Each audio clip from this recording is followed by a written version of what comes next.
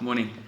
This morning's devotional comes from Matthew 5, verse 13 to 16. It says, "You are the salt of the earth, but if the salt loses its flavor, how shall it be seasoned?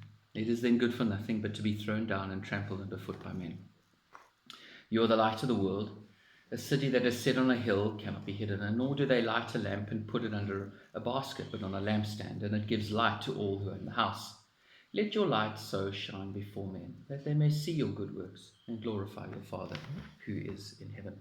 So Jesus here compares us to salt and light. The interesting thing about salt and light is both salt and light exist for purposes other than themselves. Salt is there to preserve food. It's there to make food taste nice. Well, that's if you like salt. Light is there to make it possible to see in a dark place. It dispels darkness for us to see. Interesting here as well, it says, "Let your light so shine before men that they may see your good works and glorify your Father who is in heaven." Jesus calls us to be salt and light in the earth. And that means we are to live lives in such a way that when people look at us, they glorify God. They see our kindness. They see us living Christ-like in the earth. And we are here to make life better for people. We're here to live lives in such a way that we can show people kindness, make life taste better for people. And it's sometimes easier to live not engaging the world. It's sometimes easier to stay out of the world.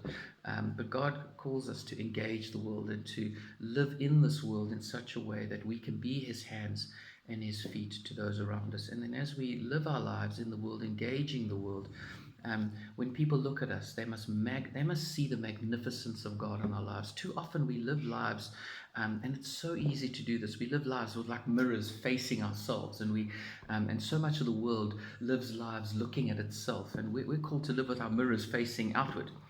And so when people see us, they see Christ, they see God, and they see His love, His magnificent attributes.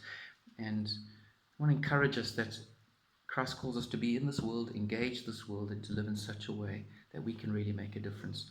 Some of the actions, we're living in a time now where there are a lot of people living in fear and panic, and they're in their homes, and it doesn't mean we can't engage people in their homes right now. I want to encourage you to think of a few people around your neighborhood or people around you who you can message today and just send a word of encouragement and just be a blessing to them.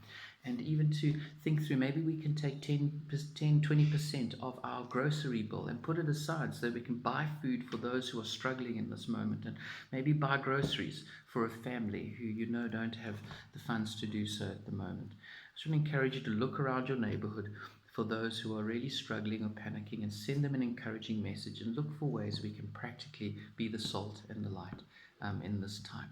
Let's just pray. Father, I thank you for your grace and your mercy upon us. And I pray, God, that you would help each one of us to be salt and light in this world. Father, I pray that you would be our refuge, our fortress, and our deliverer. And I pray, God, you would help us to look for opportunities or bring people across our path that we can really look after and be kind to and help in this time of need. And I pray, God, you would open up doors in people's lives where we can share the love of Jesus with them and even just demonstrate the kindness of Jesus to them. God, I pray for your protection on each one of us today in Jesus' name. Amen.